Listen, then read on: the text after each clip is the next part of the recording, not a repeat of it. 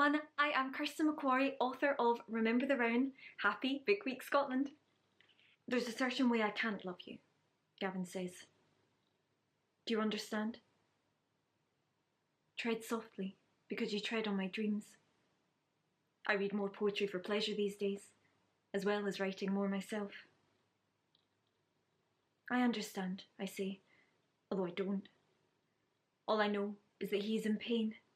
Distress cutting across the elegant planes of his face like it did when I first opened my door to him, what feels like another lifetime ago. A strange, pleading sort of vulnerability has taken over Gavin's expression, some hidden hurt only a hair trigger away from defensiveness. His eyes are fixed on me, troubled seas, seeking safe harbour.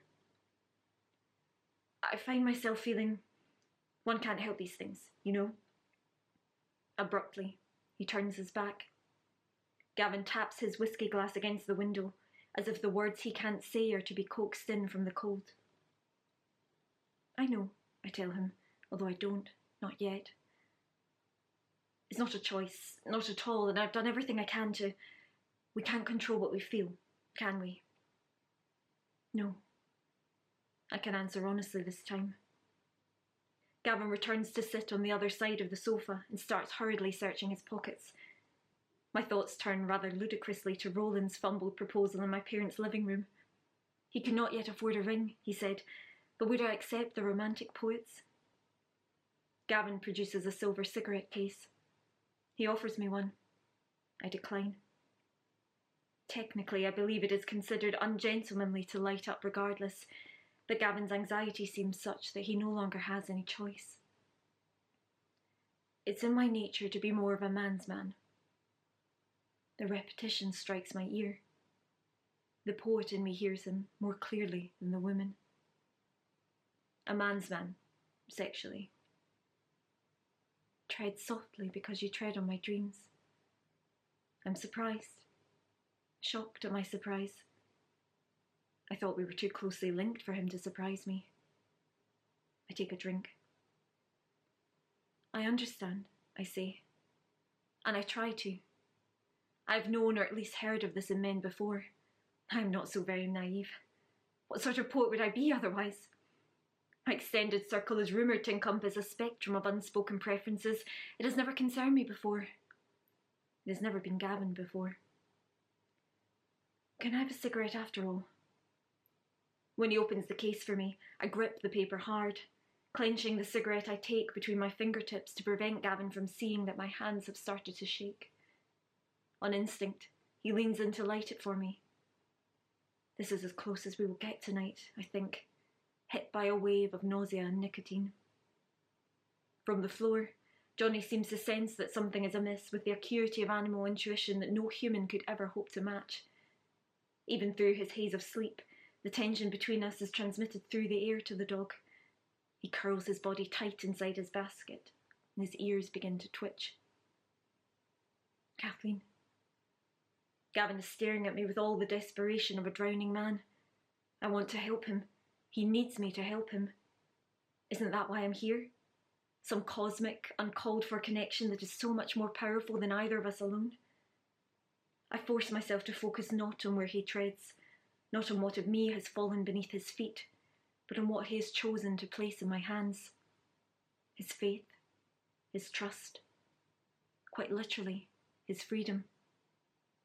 The wrong words spoken to the wrong person would mean prison for him. Prison and utter, irredeemable disgrace. The dukedom is not so very distant from this flat, after all. Someone like him, from a family such as his, and with his war record, newspapers are sold in the sordid tales of those prosecutions, men humiliated on the stand and shamed in the streets for things they have done or even just felt in private. Imprisonment is the usual sentence. Chemical castration the alternative. I take another, longer drink. The shaking does not stop. Gavin may not want me the way I want him to. Not the way I want him. But he trusts me enough to let me hold his freedom in my hands. And isn't trust the most important part of love? I have fought it. The hoarse anguish in his voice affirms he is telling me the truth. The hollows of his cheeks no amount of physical nourishment can fill. The indigo shadows I've noticed settling under his eyes at the end of each new day as he grows tired. Outward scars of an internal war. A constant battle waged against what one feels. I look at Gavin's face in the lowering autumn light. God knows, I could not win it either. Remember the Rowan is inspired by the true story of what I call the unrequited love between poet and scholar Dr. Kathleen Raine and author-naturalist Gavin Maxwell. Many of you may already be familiar with Maxwell through his world-famous Ring of Bright Water. But what remains relatively little known is the fact that Ring took its title, with ambiguous acknowledgement, from one of Kathleen Raine's poems. The pair shared an intense, emotional and even spiritual connection.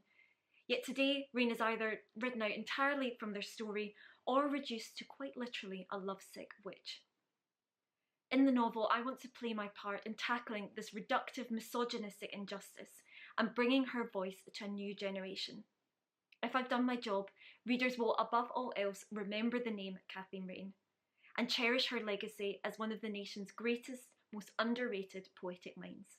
When considering not just what I write but why I write it, there's an F. Scott Fitzgerald quote that I love. You don't just write because you want to say something, you write because you have something to say. Regrettably, it feels like we have a way to go before there are no more wronged, hidden women whose stories deserve being brought to the fore, who deserve their time to shine, to bask in the spotlight of literary attention that has been male protagonists for far too long. And that is exactly what my historical feminist fiction is here to do. Although it is historically informed and researched, that doesn't mean that it can't make a difference to our here and now. As Kathleen Raine herself wrote in On a Deserted Shore, her epic poetic sequence of life and loss that gave Remember the Rowan its title, if someone was to open again the closed book of lives in which her and Gavin Maxwell's tale was told, would not some essence pass, some chord tremble into the harmony of the spheres, lingering overtone of the remembered music that was ours? I truly believe bringing her voice and her vision to a new generation of readers can transform our here and now for the better. Sometimes a question that often arises with historical fiction is why fictionalise at all? Why bring that creative slant?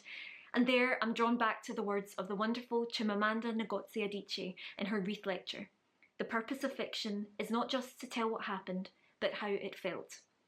I can and do share the facts of Remember the Rowan with everyone who will listen pretty much every day, and yet nothing will be more compelling, nothing inspires greater empathy than empowering readers to follow in Kathleen Raine's footsteps, to stand on Sandegg shore with her as she looks out for the little brown head of the otter her and Gavin Maxwell shared, to stand beside her at the Sandegg Rowan, convulsing branches in the storm as her heart breaks into fragments. Yes, she was by herself then, but cosmically perhaps, with empathy and imagination, she, and indeed even we, can be that little bit less alone.